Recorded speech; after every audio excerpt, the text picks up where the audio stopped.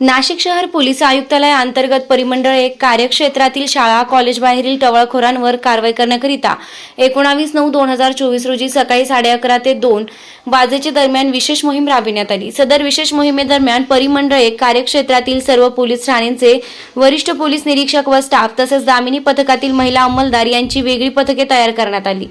सदर पथकांनी शाळा कॉलेज बाहेरून जाऊन तेथील विनाकारण फिरणारे, स्टंटबाजी करणारे, छेडछाड करणाऱ्या टवाळखोर इसमांना ताब्यात घेऊन त्यांना पोलीस ठाण्यास आणून त्यांच्यावर कायदेशीर कारवाई करण्यात आली आहे। तसेच संबंधित शाळा कॉलेजेसचे प्रिन्सिपल्स यांच्या भेटी घेऊन त्यांच्या अडीअडचणींबाबत चर्चा करण्यात आली आहे।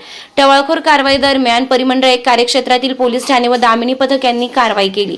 आडगाव पोलीस स्टेशन 15, पंचवटी 10, मसरूळ 12, भद्रकाली 12, मुंबई नाका 9, सरकारवाडा 14, गंगापूर 20 असे 92 टवाळखोरांवर सर्व पोलीस स्टेशन अंतर्गत कारवाई करण्यात आलेली आहे। स्टार लक्ष मराठी न्यूज साठी रफिक सय्यद।